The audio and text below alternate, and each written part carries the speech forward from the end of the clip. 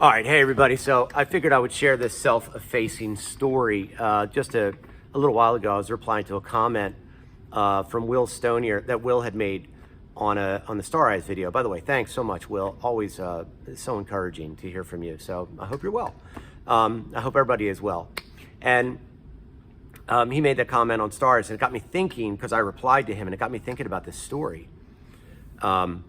this self-effacing story.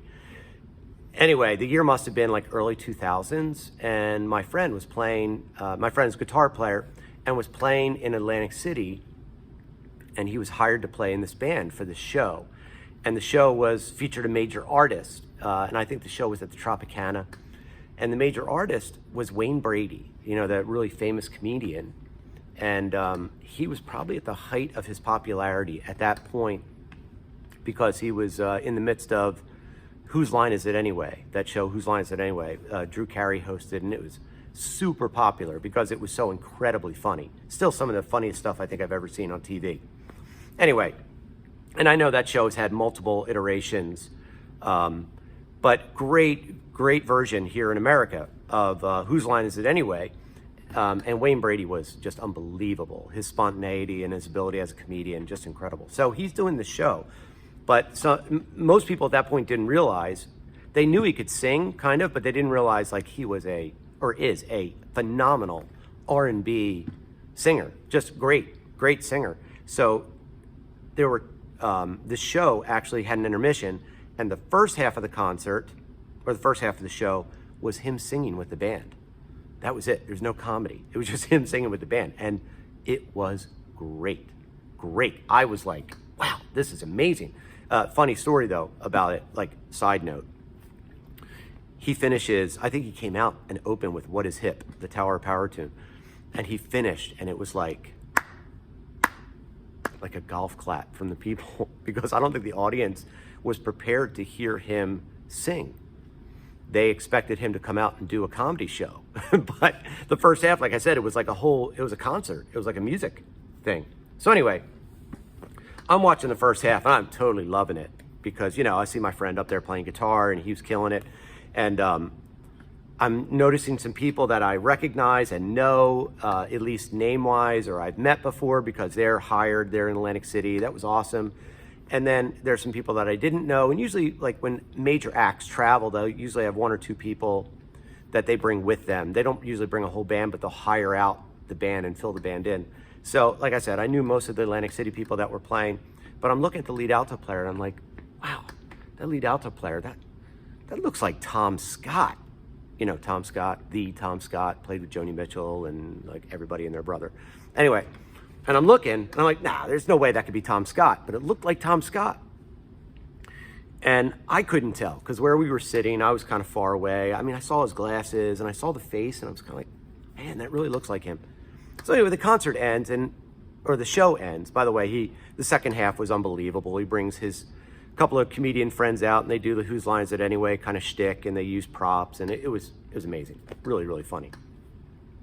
So we go to meet, my wife and I were there, and we go to meet my friend Gary, who was playing guitar. And we're walking back, like behind the stage area, and there's going down a hallway, and here comes this entourage walking towards us. And it's Wayne Brady and like a bunch of people around him. And I'm like, oh, here he comes. Here they come. And as they get closer, I realize, oh my goodness. So I'm standing right next to Wayne Brady. They walk up to us. Wayne Brady's right next to me. And I turn and I say, Tom Scott, this is unbelievable. I'm meeting Tom Scott. That's like basically, I'm such a fanboy. I love Tom Scott. And then I realized, wait, Wayne Brady's right next to me. I turn, I'm like, oh, Wayne Brady, so great to meet you. You were awesome. Tom Scott, I can't believe I'm meeting Tom Scott. I'm such a moron. I mean, I'm such a fanboy for Tom Scott. I loved his playing. So, I mean, I felt really embarrassed. Thankfully, Wayne Brady was really gracious about it. And he was like, yeah, man, Tom Scott, yes, he's a legend. Wayne Brady was super nice. Anyway, so I got a chance to talk to Tom Scott for like a minute or two, shake his hand, and it was a huge thing for me. Like, it was awesome because, you know, in 1989, I still remember a really influential album of Tom Scott's. Like, I didn't know Tom Scott necessarily through the LA Express or through his work with Joni Mitchell. I kind of learned about Tom Scott. I mean, I kind of knew his name around, but he was the musical director for the Pat Sajak show. Pat Sajak did a late night TV show, and that band was unbelievable. It was, had Dave Koz in it. There were two saxophones. It was two saxophones. Like every night I'm watching like two unbelievable saxophones. At that point, Dave Koz had long hair, and they both were playing like silver saxophones. It was like this amazing thing.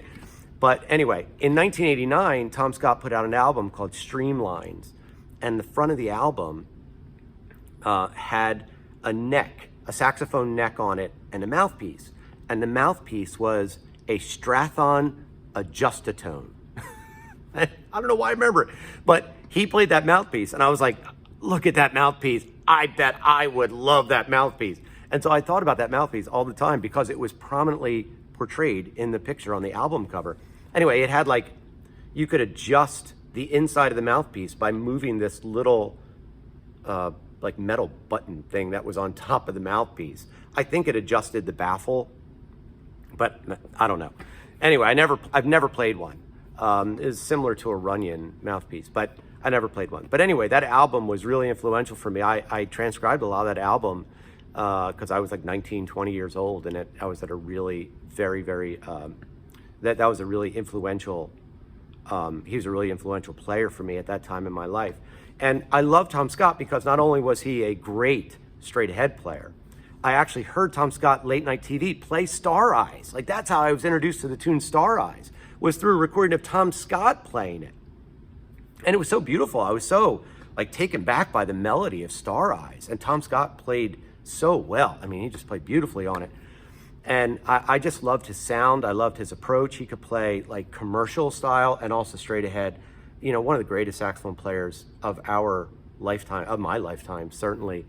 Still out there killing it, sounding great as ever. But yeah, that was me blowing off Wayne Brady to turn and meet Tom Scott, one of my saxophone idols at that point.